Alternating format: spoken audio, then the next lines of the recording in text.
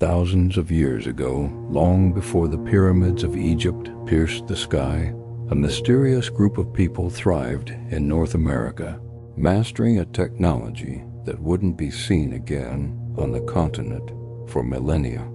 They were the old copper culture, North America's first and most prolific metalworkers, and their story is one of innovation, mystery, and eventual disappearance. Who were these ancient artisans and what happened to their incredible knowledge? Imagine the Great Lakes region around 7,000 years ago. Glaciers had retreated, leaving behind a landscape rich with forests, rivers, and a geological treasure. Vast deposits of nearly pure native copper. This wasn't some tricky copper ore that needed all that complex smelting. This was raw metal, ready to be worked, lying in veins or nuggets on the surface, easily accessible to anyone with a keen eye. The people living here, nomadic hunter-gatherers, discovered this remarkable red rock. They discovered that, unlike stone, it didn't just chip or break when hit. It actually held up really well. It bent. It could be shaped. You can create amazing stuff by hammering and heating, a cool process called annealing. They learned to make it less brittle and more malleable. This was a revolutionary leap in technology. IT was the exciting dawn of metallurgy in the Americas, changing everything forever. They took this raw copper and turned it into all sorts of amazing tools and cool ornaments. Archaeologists have unearthed thousands of artifacts: spear points, knives, fish hooks, axes, and adzes, all expertly crafted. These weren't just crude implements. They were super durable, really efficient, and you could totally resharpen them any time. A copper spearhead was far superior to a stone one, offering a significant advantage in hunting and daily life. It definitely wasn't just about being practical, you know? There's so much more. The old copper people weren't just known for their skills. They were artists, too. They crafted super cool, intricate bracelets, colorful beads, and unique pendants that really shine. Copper, with its lustrous shine, likely held a special spiritual or social significance. These items may have been symbols of status, worn by chiefs or shamans, or used in sacred ceremonies connecting the earthly and spiritual worlds.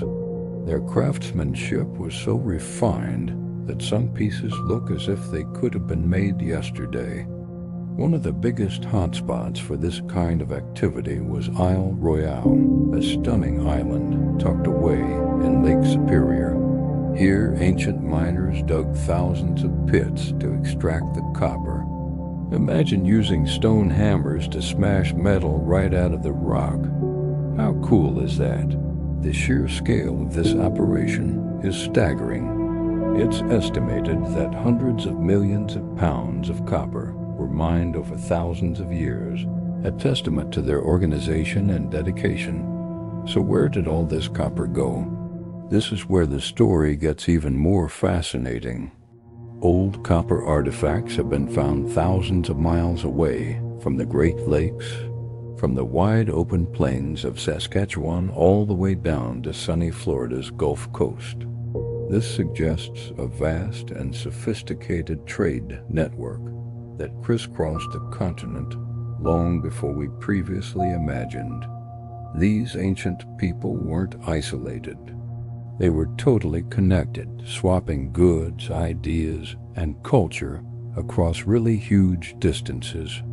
But then, around 3,000 years ago, something strange happened. The production of copper tools abruptly declined.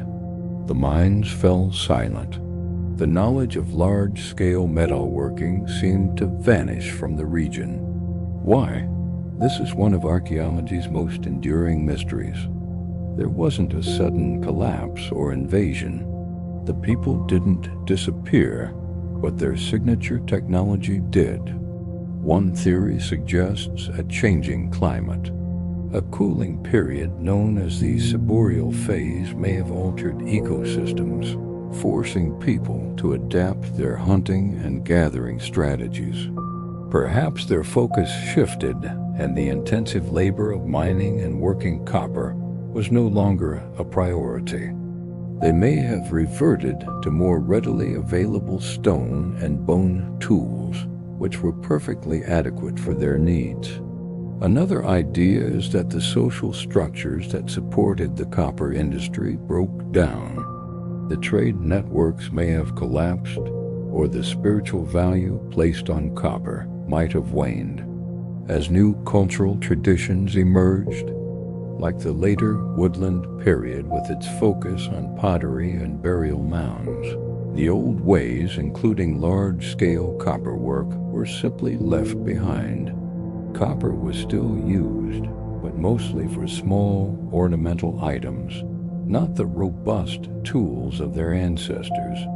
The legacy of the old copper culture is not written in grand monuments or stone cities, but in the scattered artifacts they left behind. Each axe head and fishhook is a whisper from a forgotten age of innovation. They were pioneers, mastering a material that would define future civilizations, yet their story was lost to time, buried beneath the soil of North America.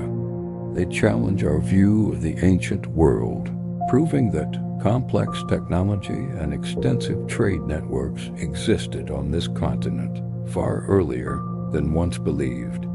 They were engineers, miners, traders, and artists, all hustling and creating their own magic. North America's metalworkers, often overlooked, had stories that deserved to be told. A culture that shone brightly with the warm glow of copper before fading back into the earth. Their story reminds us that history is not always a straight line of progress.